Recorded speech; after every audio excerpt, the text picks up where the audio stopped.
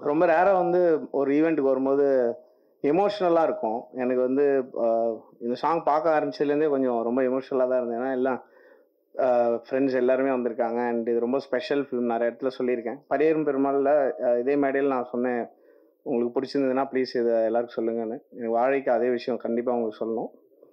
2011ல வந்து நானும் ரஞ்சித்தும் வந்து ஒரு ஒரு ஹாஸ்பிட்டல்ல நின்னு ஒரு 6,00,000 இருந்தா அந்த படத்த எப்படியாவது நம்ம வாங்கி ரிலீஸ் பண்ணிடலாம். அந்த மாரி ஒரு லெவல்ல வந்து அட்டகத்தி பத்தி பேசியிருந்தோம். அப்ப 6,00,000ன்றது வந்து ஒரு 60 வருஷம் ஆனாலும் வர முடியாத ஒரு பணமா இருந்தது எங்களுக்கு. அந்த இடத்துலேருந்து ரஞ்சித் அதுக்கப்புறம் ஸ்டுடியோ கிரீன் ஞானவேல் ராஜா அவர்கள் படம் பார்த்தது. நான் அப்படியே சைட்லேருந்து இந்த ஃபாரஸ்ட் கம்ப் படத்துல அவன் எல்லா இடத்துலயும் இருப்பான்ல, அது மாரி நான் பார்த்துட்டு இருக்கேன். இவங்க எல்லார் லைஃப்பையும். கபாலி வந்தது. கபாலி வந்தப்ப எனக்கு கால் பண்ணி சொன்னாரு. எனக்கு என்ன படம்னே புரியல. "அப்படியா மாமே, சரி, சரி" அப்படின்னா, அப்புறம் கொஞ்ச நேரம் கழிச்சு தான் புரிஞ்சுது, ரஜினி சாரோட படம் பண்றாருன்னு சொல்லி. அப்போ தானு சாரும் அதுல பயங்கரமா சப்போர்ட் பண்ணாங்க. ஆ அந்த படம் பண்ணும்போது என்கிட்ட வந்து சொன்னாரு ரஞ்சித், "மாமே உன்னோட டீம்லாம் உட்றாத. புதுசு புதுசா நீ பாட்டு ஆள் கூட்டு வந்துராத. நீ வந்து நீ எப்பயுமே ஒர்க் பண்றவங்களோட ஒர்க் பண்ணு" அப்படின்னு சொல்லி சொன்னாரு. ரொம்ப நான் யூசுவலா அப்படி இருக்கணும்னு தான் ஆசைப்பட்டேன். எனக்கு சொல்லும்போது ரொம்ப எமோஷனலா இருந்தது. அன்னைக்கு நம்ம கட்டிப்பிடிச்சு, "தேங்க் யூ ரஞ்சித். எனக்கே எப்படி கேட்கறதுன்னு தெரியல" அப்படின்னு சொன்னேன். ஸோ அங்கேருந்து அதுக்கப்புறம் பரியேறும் பெருமாள் வரும்போது, "மாமி இந்த மாரி ஒரு படம் இருக்கு. நீ பார்க்குறியான்னு?" சொல்லி அ மாரி அனுப்பிச்சாங்க. மாரிட்ட நான் பேசும்போது எனக்கு இது வந்து நம்ப முடியாத அளவுக்கு ரொம்ப செம்மையா இருந்தது. நான் சொன்னேன், "நான் ஒரு பாட்டு பண்ணி தரேன். நீங்க அப்புறம் கொஞ்சமாவது ஷூட் பண்ணிட்டு வாங்க.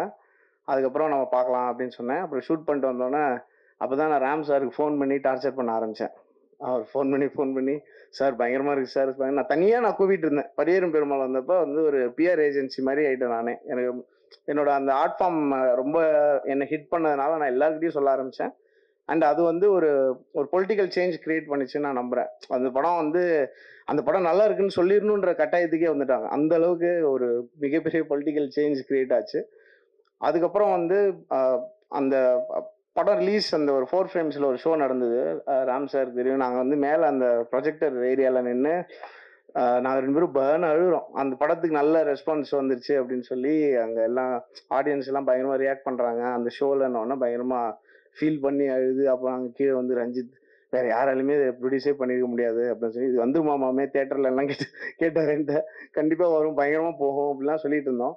அதுக்கப்புறம் இன்னைக்கு திவ்யா ஸ்டேஜ் ஏறும்போது I think I really got very emotional. அது என்னவோ தெரியல. அவங்க வந்து மாறி அங்கேருந்து அந்த படம் ப்ரொடியூஸ் பண்ணி ரஞ்சித் அவருக்கு ப்ரொடியூஸ் பண்ணி, அதுக்கப்புறம் மாறி நல்லா அவர் சூப்பரா அவருக்கு பிடிச்ச படங்கள சூப்பரா கிரியேட் பண்ணி, எல்லாத்தையும் அவரே ஃபேஸ் பண்ணி அவர் சொன்ன மாரி தான் ஏகப்பட்ட மலை. நான் ஒரு 20 மலை இப்ப ஏறுறத பார்த்துருக்கேன்.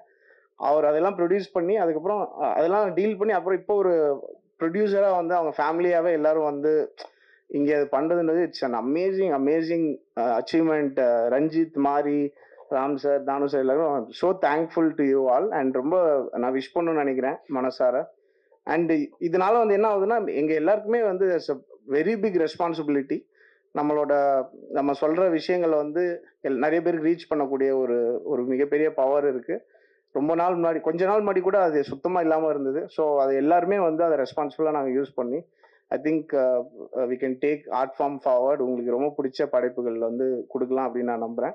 வாழை வந்து நான் பரியேறும் பெருமாளுக்கு சொன்னதுதான் சொல்லணும்னு ஆசைப்படுறேன். I was blown away by the film. எனக்கு வந்து தமிழ்ல டாப் 5 மூவிஸ் ஆஃப் ஆல் டைம்ல வாழை டெஃபினெட்லா எனக்கு பர்சனலி எனக்கு இருக்கும். அது உங்களுக்கும் அப்படி ஃபீல் ஆச்சுன்னா தயவு செஞ்சு நிறைய பேருக்கு பேசுங்க.